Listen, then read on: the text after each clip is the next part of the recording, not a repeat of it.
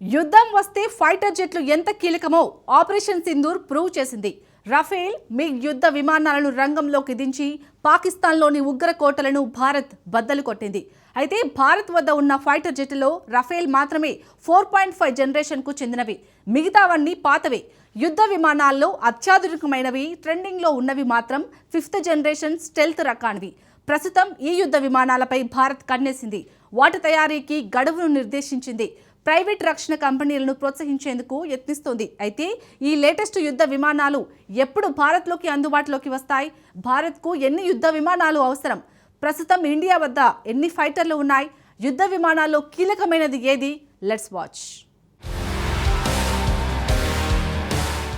Stealth ఫైటర్లు భారత్ సొంతమవుతాయా? 5th generation క్లబ్లో భారత్ చేరుతుందా? స్టెల్త్ ఫైటర్ జెట్లు ఎందుకు కీలకమైనవి?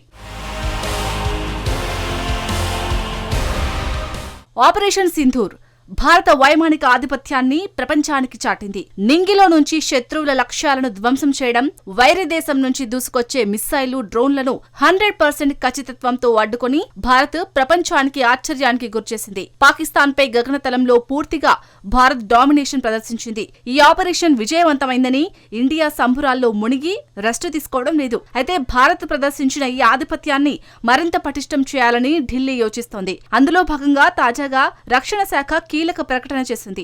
ఏఎంసీఏ ప్రోగ్రాం అమలు నమూనాకు గ్రీన్ సిగ్నల్ ఇచ్చింది. ముందు ఏఎంసీఏ అంటే ఏమిటో చూద్దాం. ఏఎంసీఏ అంటే advanced medium combat air craft. దీన్ని సింపుల్ గా చెప్పాలంటే దేశీయంగా 5th జనరేషన్ యుద్ధ విమానాలను అభివృద్ధి చేసే కార్యక్రమమే ఏఎంసీఏ. అత్యాధునిక ఈ యుద్ధ విమానాన్ని భారత రక్షణ పరిశోధన అభివృద్ధి సంస్థ డిఆర్డీఓ డిజైన్ చేసింది. డిఆర్డీఓ అనేది మిలిటరీ పరిశోధన అభివృద్ధి సంస్థ. ఈ సంస్థ మోడల్ ను రూపొందించింది. ఆ మోడల్ ను అమలు చేసి మీడియం పోరాట యుద్ధ విమానం తయారు చేసేందుకు రక్షణ శాఖ పచ్చ జెండా ఊపిందన్నమాట. అయితే యుద్ధ విమానాన్ని ఎవరు తయారు చేస్తారు? ఇది ఆసక్తికరమైన ప్రశ్నని చెప్పాలి. ఎందుకంటే సాధారణంగా భారత్లో యుద్ధ విమానాలను హెచ్ఏఎల్ తయారు చేస్తుంది. హెచ్ఏఎల్ అంటే హిందుస్థాన్ ఏరోనాటిక్స్ లిమిటెడ్.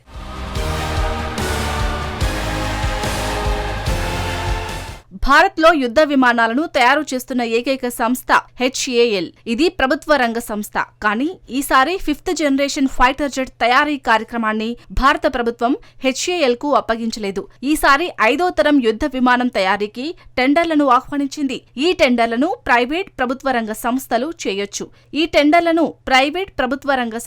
వేయొచ్చు. లేదంటే జాయింట్ వెంచర్ గా కూడా యుద్ధ విమానాన్ని అభివృద్ధి చేసేందుకు భారత్ అవకాశం కల్పిస్తోంది. అయితే ఇక్కడ ఒక షరతును రక్షణ శాఖ పెట్టింది. టెండర్దారులు తప్పనిసరిగా భారతీయులై ఉండాల్సిందే. అంటే భారతీయ సంస్థలే ఉండాలి. భారత్ వినూత్నమైన నిర్ణయం తీసుకుంది. సాధారణంగా ఎలాంటి సందేహాలు, ప్రశ్నలు లేకుండా యుద్ధ విమానాల తయారీని హెచ్ఏఎల్ కే రక్షణ శాఖ అప్పగిస్తోంది. ఈసారి ప్రైవేట్ సంస్థలకు కూడా ప్రభుత్వం అవకాశం కల్పించింది. బహుశా టాటా, ఎలాంటి సంస్థలు భారత్ 5వ తరం యుద్ధ విమానాన్ని తయారు చేయవచ్చు. ఢిల్లీ తీసుకున్న ఈ నిర్ణయం భారత రక్షణ పరిశ్రమకు మరింత ఊపుని ఇస్తుంది. కానీ యుద్ధ విమానం తయారీ కాల పరిమితి ఇక్కడ సమస్యగా మారింది. తొలి యుద్ధ విమానాన్ని 2031 నాటికి సిద్ధం చేయాలని రక్షణ శాఖ చెబుతోంది. కానీ 2035 తర్వాతే యుద్ధ విమానాల ఉత్పత్తి మొదలవుతుంది. అంటే సుమారు 10 ఏళ్ల తర్వాత 5th జనరేషన్ ఫైటర్ జెట్ సిద్ధమవుతుందన్నమాట. అంటే స్టెల్త్ ఫైటర్ జెట్ కోసం మనం మరో దశాబ్దం ఆగాలన్నమాట. ఏదేమైనప్పటికీ భారత్ తీసుకున్న నిర్ణయం మాత్రం భారీ ముందడుగానే చెప్పాలి. కానీ ఇప్పటికే చైనా, రష్యా, అమెరికా వద్ద 5th జనరేషన్ ఫైటర్ జెట్లు రెడీగా ఉన్నాయి. నిజానికి డ్రాగన్ కంట్రీ ఏకంగా 6th జనరేషన్ ఫైటర్ జెట్ ను తయారు చేసి ప్రయోగాలు నిర్వహిస్తోంది. దీన్ని బట్టి చూస్తే భారత్ వెంటనే పని ప్రారంభించాల్సిందన్నమాట.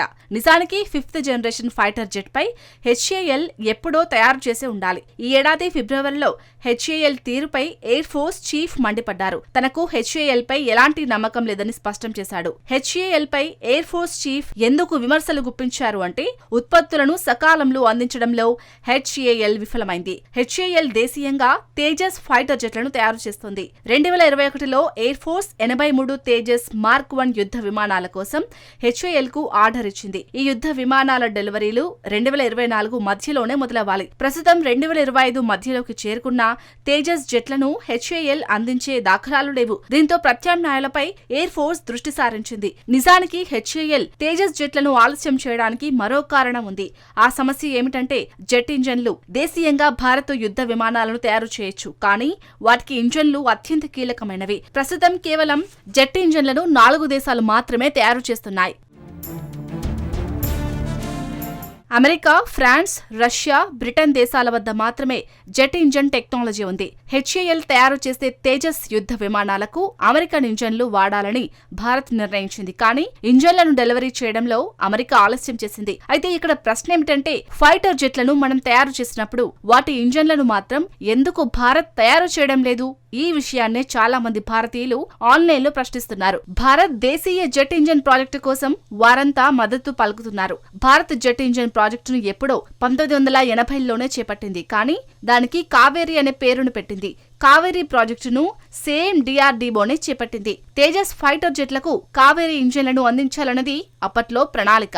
దురదృష్టవశాత్తు కావేరీ ఇంజన్ లక్ష్యాలను చేరుకోలేకపోయింది. దీంతో 2008లో జెట్ ఇంజన్ అభివృద్ధి, యుద్ధ విమానాల తయారీ ప్రాజెక్టులను వేరు చేశారు. అయితే కావేరీ ప్రాజెక్టును డిఆర్డీఓ మూలన పడేయలేదు. యుద్ధ విమానాల ఇంజన్లకు బదులు డ్రోన్లకు ఆ టెక్నాలజీని అప్లై చేసింది. ప్రస్తుతం కావేరీ ప్రాజెక్టును మళ్లీ ప్రారంభించాలంటూ డిమాండ్లు మొదలయ్యాయి. కావేరీ ప్రాజెక్టుకు మరిన్ని నిధులను కేటాయించి సొంత జెట్ ఇంజన్లను తయారు చేయాలని భారతీయులు కోరుతున్నారు. నిజానికి భారత్ సొంత జెట్ ఇంజన్ తయారీ అసాధ్యమేమీ కాదు, అలా అని అంత సులువు కూడా కాదు. అత్యంత సవాళ్లతో కూడిన టెక్నాలజీల్లో ఒకటి జెట్ ఇంజన్ తయారీ. ఇంజన్లు హెవీ ఉష్ణోగ్రతలు, అధిక పీడనాలను తట్టుకొని భారీ ఇంధన సామర్థ్యాన్ని ఉండేలా తయారు చేయాల్సి ఉంటుంది. అలా తయారు చేయడానికి భారీగా నిధులు వెచ్చించాల్సి ఉంటుంది. పైగా ఎక్కువ సమయం తీసుకుంటుంది. దీన్ని బట్టి చూస్తే జెట్ ఇంజన్ల కొనుగోలు అనేది ఇబ్బందికరమైన సమస్య. అలా అని సొంతంగా తయారు చేయడం కూడా కష్టమే. మరి దీనికి పరిష్కారం ఏమిటి? అందుకే జాయింట్ వెంచర్లపై భారత్ కన్నేసింది. అంటే విదేశీ సంస్థలతో కలిసి దేశీయంగా జెట్ ఇంజన్లు తయారు చేయడం అన్నమాట. ఈ మేరకు ఫ్రాన్స్ కు చెందిన సాఫ్రాన్ ఏరోస్పేస్ కంపెనీతో భారత్ ఒప్పందానికి యత్నిస్తోంది. తేజస్ మార్క్ 2 జెట్లను దేశీయంగా ఫ్రాన్స్ కంపెనీతో తయారు చేయాలని భారత్ ప్లాన్ వేసింది. తేజస్ మార్క్ 2 యుద్ధ విమానాలు 4.5 తరానికి చెందినవే. ప్రస్తుతం భారత్ వద్ద ఉన్న మిరాజ్, జాగ్వార్, మిగ్ యుద్ధ విమానాల స్థానంలో తేజస్ మార్క్ 2తో భర్తీ చేయాలని భారత్ యోచిస్తుంది. రికార్డుల ప్రకారం వీటికి అమెరికన్ ఇంజన్లను మార్చాలని నిర్ణయించారు. ఒకవేళ సాఫ్రాన్ తో డీల్ కుదిరితే మాత్రం దేశీయంగా ఫైటర్ జెట్ల తయారీ వేగవంతమవుతోంది. కానీ ఇవన్నీ వేరువేరుగా చెల్లాచెదురుగా అనిపిస్తాయి. కానీ భారత వైమానిక దళాన్ని బలోపేతం చేయాలనే భారీ విశాలమైన లక్ష్యంలో భాగమవుతాయి. భారత్ కు మొత్తం 42 ఫైటర్ జెట్ స్క్వాడ్రన్లు అవసరం. ఒక్కో స్క్వాడ్రన్లో 18 ఫైటర్ జెట్లు ఉంటాయి. సింపుల్ గా చెప్పాలంటే భారత వైమానిక దళానికి మొత్తం 756 యుద్ధ విమానాలు కావాల్సి ఉంది. అయితే ప్రస్తుతం భారత్ వద్ద ఉన్నది కేవలం 31 స్క్వాడ్రన్ ఫైటర్ జెట్లు మాత్రమే. అంటే మొత్తం 600 యుద్ధ విమానాల కంటే తక్కువగా ఉన్నాయన్నమాట. అందుకే భారత వైమానిక దళం ఫైటర్ జెట్ల విషయంలో త్వరపడుతోంది. ఇక్కడ అసలు ప్రశ్న ఏమిటంటే, మనం సొంతంగా యుద్ధ విమానాలు తయారు చేసుకునే వరకు ఎదురు చూడాలా, లేక ఇతర దేశాలు తయారు చేసిన ఫైటర్లను కొనుగోలు చేయాలా అన్నదే. ఎందుకంటే యుద్ధాలు చెప్పి రావు. మరి ఈ విషయాన్ని భారత్ సీరియస్ గా ఆలోచించాల్సిన అవసరం ఉంది.